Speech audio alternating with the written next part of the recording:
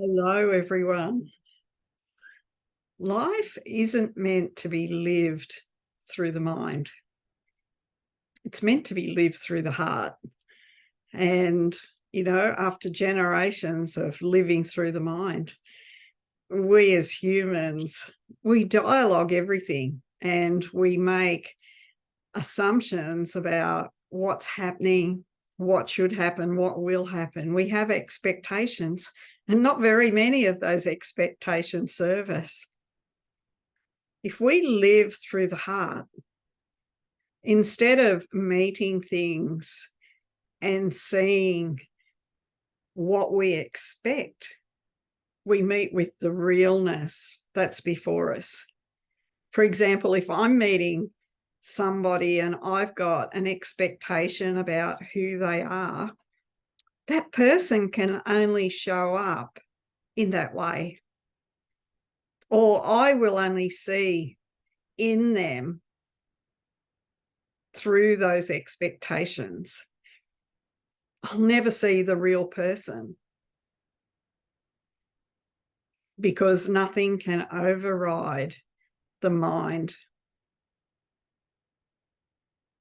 We've given the mind so much power when indeed it's actually just a tool for us to navigate this world that is all illusion, really. The mind can only create illusion. It can't create reality. And we call this world reality when in fact it's smoke and mirrors. We're living inside of a dream. But if we navigate this world from the heart, what we're actually doing is radiating a frequency of love, a frequency untainted by expectation, by assumption. And therefore, our frequency is actually choosing what we experience. Now, the heart is all about love. It doesn't know fear. Fear is a mind creation.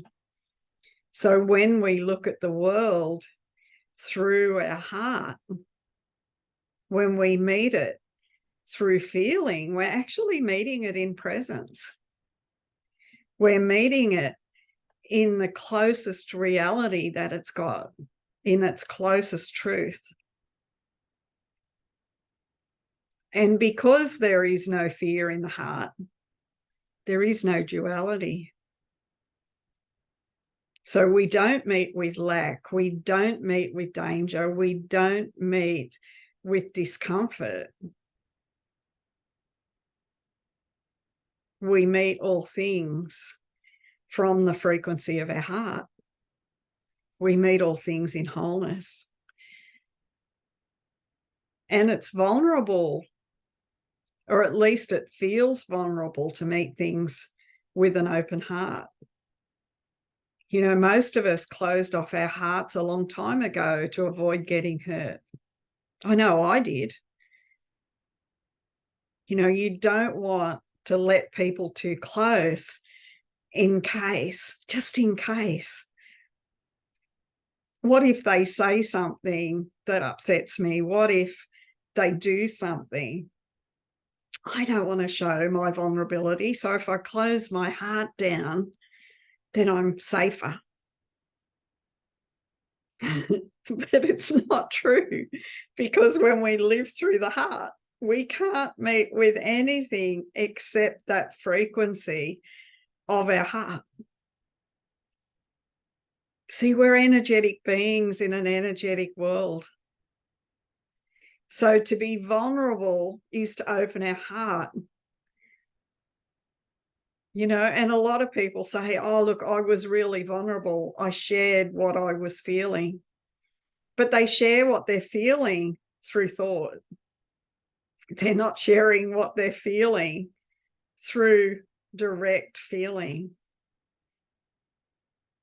So when I meet somebody in presence with an open heart, what that does is signal to them my frequency, and it allows them to feel safe to open their heart. and you have a real genuine connection, relationship, and conversation. And, you know, this is the way that we're actually meant to live in the world through the gift of feeling. And I believe feeling really is the biggest gift our body can offer us. Because when we learn to feel all emotions, even if that is something that feels uncomfortable, it's only the story that makes a feeling uncomfortable. You know, we've labeled certain feelings, anger, hatred, sadness, depression, anxiety, and therefore we fear them. But if we take away all story from the feeling and simply feel the feeling, feel the sensations of that feeling in our body, then we realize how safe it is to feel. And whenever we feel a feeling, it leaves our body instead of being trapped. So feeling actually brings us into the present moment, as long as we don't bring the story along. If we bring the story along, it's not actually a feeling, it's an emotion. An emotion is a feeling with a story. So what if we released the stories, release the mind, and live in absolute presence? What if we live through our open heart? What if we bring our open heart to all relationships, to all moments, to all conversations, to all experiences and situations? I can tell you that how you experience your world is going to astound you. It's going to delight you. Try it. Just for the next hour. Tell yourself, just for the next hour, or even if that sounds too hard, just for the next 5 minutes, I'm going to be in presence. I'm going to meet my next experience in absolute presence. Try it and see how delicious it actually is.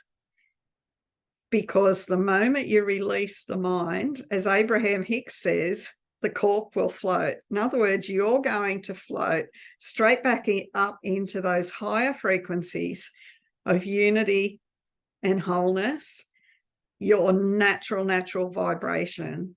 And from that place of no resistance, everything is attainable. Everything is. And you get to select what you want from life without any limitation. Have fun with it.